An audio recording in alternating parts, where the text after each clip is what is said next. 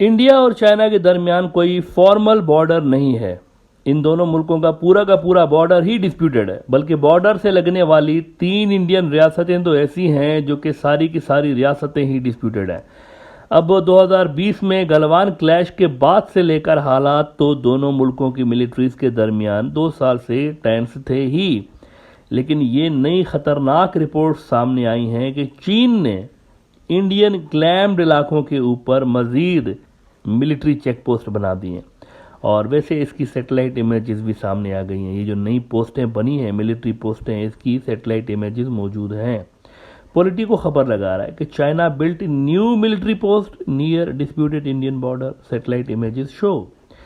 यानी वहां पर ये मिलिट्री पोस्ट बनाए गए हैं जहां इंडिया का क्लेम था कि भैया ये हमारा एरिया है, लेकिन अब उधर चाइनीज हैं।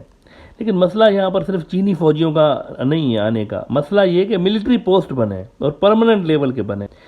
इसका मतलब ये कि यहाँ पर चीनी फौजों ने रहना है जब तक वो चाहे रहना है, और उनका वापस जाने का वैसे कोई भी मूड तो है नहीं। अलबत्ता उनके इंटेंशंस और भी आगे आने के हैं। और अमेरिका को वार्निंग दी है चाइनीज ने कि ज़रा आप अपनी एक्टिविटीज़ कम कर दें, इंडिया के साथ आपकी जो एक्टिविटीज़ हो रही हैं वो कम कर दें, and stay away from their matter. Reuters खबर लगा रहा है कि China wants US not to interfere in ties with India, Pentagon. America और इंडिया के दरमियान मिलिट्री ड्रिल्स हुई हैं, और ये ड्रिल्स महज 100 किलोमीटर की लगभग की दूरी पे हुई हैं चाइनीज़ बॉर्डर से। वैसे तो ये ड्रिल्स काफ़ी पहले से प्लान्ड थी, मतलब ये कोई सडनली नहीं हुई, और ये सिंबॉलिक इसलिए हैं, मैं शुरू से कह रहा हूँ ये सिंबॉलिक हैं, इसको सीरियसली नहीं लेना चाहिए। मतलब ये इस हवाले से इम्पॉर्टेंट है कि अमेरिका मैसेज दे रहा है कि हम अपने इत्तेहादियों के साथ खड़े हैं, लेकिन इससे आगे इसकी कोई सिग्निफिकेंस नहीं है, क्योंकि चाइना के खिलाफ अमेरिका अपनी फोर्सेस दुनिया के किसी भी हिस्से में डायरेक्टली नहीं उतार सकता। ये उनका अपना नेशनल सिक्योरिटी थ्रेट बन जाएगा, because in that case US China cold war will turn into a hot war. अगर दोनों की फोर्सेस आमने सामने होंगी, and it might turn into a bloody global nuclear war as well. Neither side can control the war since both the militaries have almost equal power. किसी के पक्ष में जो है वो पावर बैलेंस नहीं झुका हुआ, इक्वल फोर्सेज है, 19-20 का फर्क हो सकता है। कुछ वॉर डोमेन्स ऐसे हैं जिसमें अमेरिका आगे है, कुछ वॉर डोमेन्स ऐसे हैं जिसमें चाइना आगे है। तो कहीं पर भी डायरेक्टली ये नहीं लड़ने वाले। ये तो एक बात जो है वो मतलब ये लिख के रखने वाली बात है, पत्थर पे लगी रहे। देखिए सोवियत यूनियन के खिलाफ भी अमेरिकी डायरेक्टली नहीं लड़े थे ना, क्योंकि थ्रेट लेवल बड़ा है, कोई भी जो फोर्स है वो वॉर को कंट्रोल नहीं कर सकती आगे। लेकिन अमेरिका दूसरी तरह से ज़रूर इंडिया की मदद कर सकता है, जिस वजह से चाइनीज उनको वार्निंग दे रहे हैं। क्या मदद हो सकती है? हथियार दे सकते हैं, इंटेलिजेंस शेयरिंग कर सकते हैं। ऐसी ही एक इंटेलिजेंस शेयरिंग अमेरिका की जानिब से इंडियन नेवी को गई है हाल ही में 1-2 रोज पहले।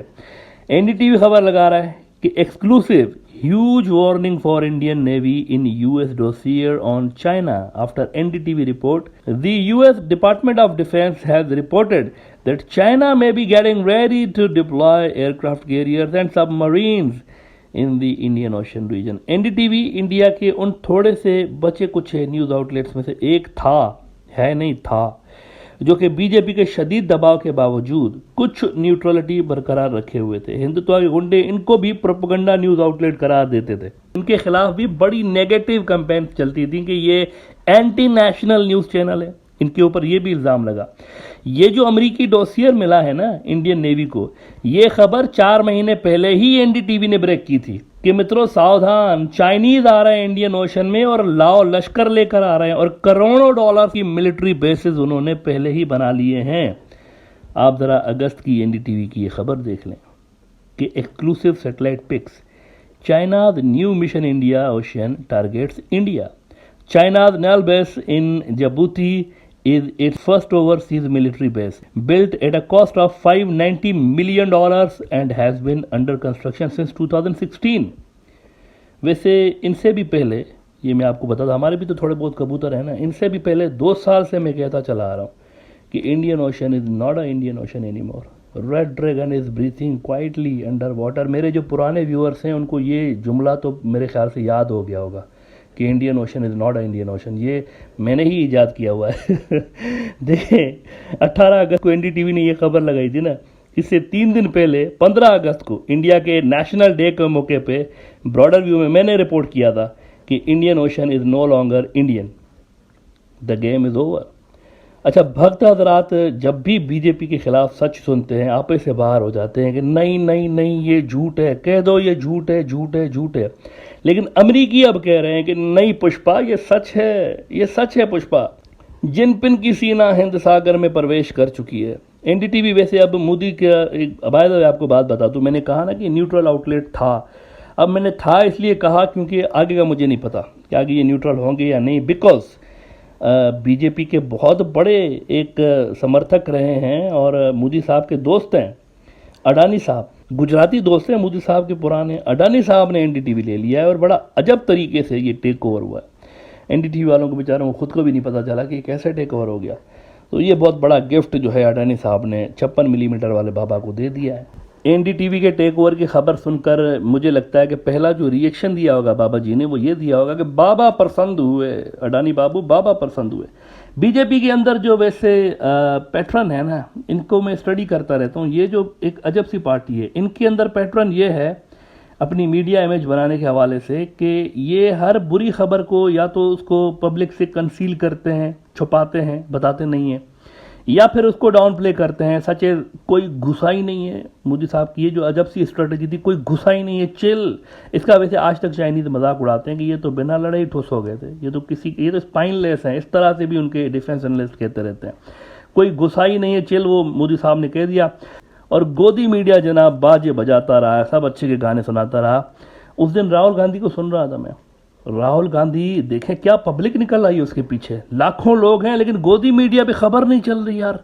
अजब सी बात है, 4 बंदे बीजेपी के सपोर्ट में निकल आते हैं तो वो 24 घंटे उनको कवरेज मिलती है। इधर लाखों लोग निकल आए और मतलब उसकी कवरेज ही नहीं हो रही। ये राहुल गांधी का शिकवा जो है वो बिल्कुल सही है, वो अपनी जगह पे बिल्कुल ठीक है। तो मैं उस दिन सुन रहा था, वो राहुल गांधी कह रहा है कि एक चैनल लगाओ मोदी, दूसरा लगाओ मोदी, तीसरा लगाओ मोदी, चौथा लगाओ मोदी, 5वां चैनल लगाओ अमित शाह। ये सूरत हाल है।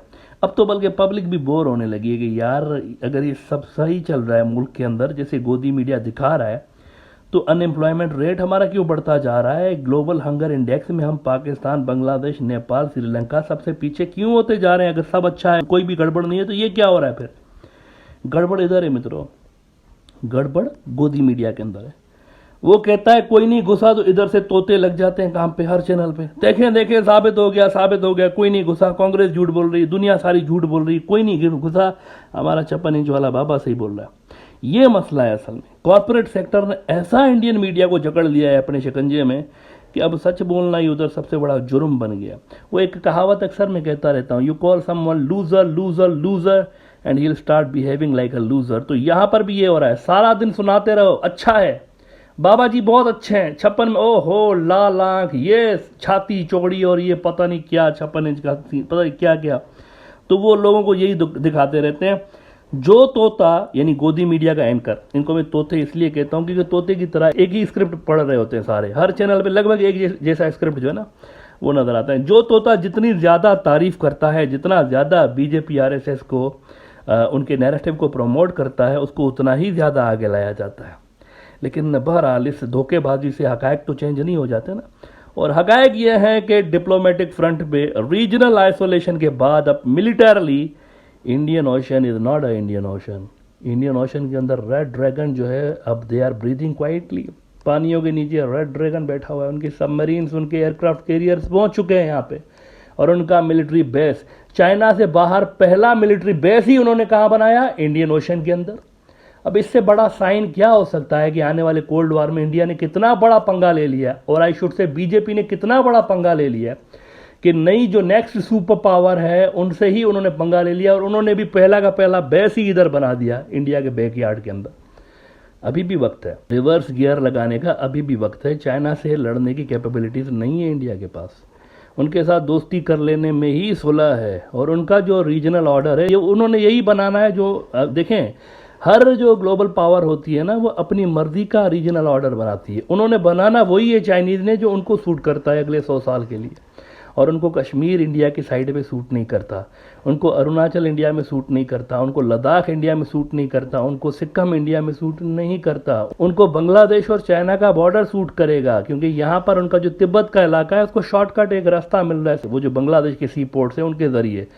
तो इंडिया को ये सारा जो चीज़ें अगर हो जाएंगी ज़्यादा डैमेज होगा। ये डैमेज कंट्रोल हो सकता है अगर कुछ लो और कुछ दो की बुनियाद पे डैमेज को मिनिमाइज करने के लिए अटैम्प्ट किए जाएं तो, वरना फिर यही होगा, वो उधर से करते रहेंगे या बोलते रहेंगे कोई नहीं घुसा चिल।